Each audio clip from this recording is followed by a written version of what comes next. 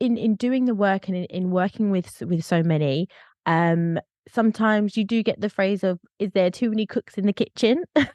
Can, can it be quite? It must be. There's a lot of ideas and a lot of diverse perspectives, and in the room. What have you found to be an effective ways or strategies, in when you're setting out what you want to do? No, you bring up a good point. So many cooks in the kitchen.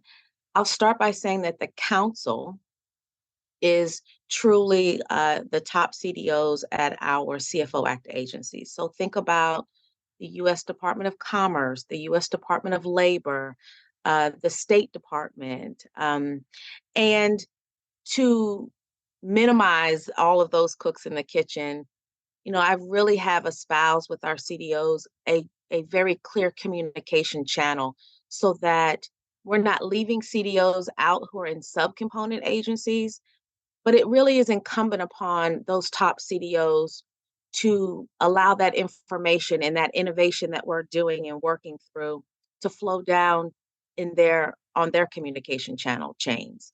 So for example, what do I mean by this? The top CDO at the U.S. Department of Health and Human Services is CDO Karen Comfort, amazing colleague and amazing innovator and friend. She sits on the council.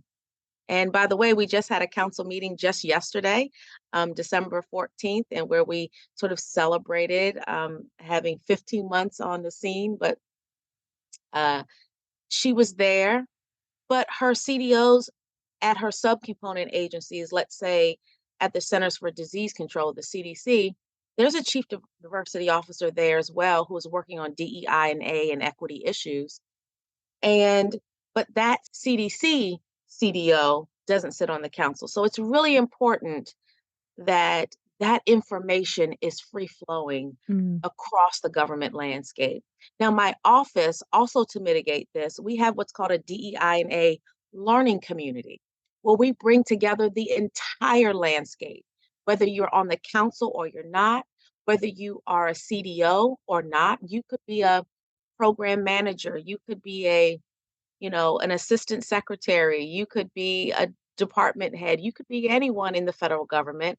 But if you have a .gov or .mil uh, email address, you get to come and join us for amazing speakers, my office hours, webinars that we put on, and of course we have an online toolkit and space where people can come and watch if they could not attend live, maybe some of our online content. And so that is really intentional. That online community, that what we call the learning community, meets several times during the month, every other week or so. We have an amazing newsletter that, corrals this huge community of practice. And when I say huge community of practice, Natasha, I'm saying upwards to, 4,000 practitioners who are Wow, invited to that's attend fantastic. every other week. So there's energy. If I put out a Mm. message and say, hey, I want us to gather to talk about promising practices in DEI and A, that I get a lot of energy. I can have 1,000 people to show up in about 24 hours that will come and log on. That's And that beautiful. speaks to the energy and the excitement of the work, as well as the call for support and collaboration.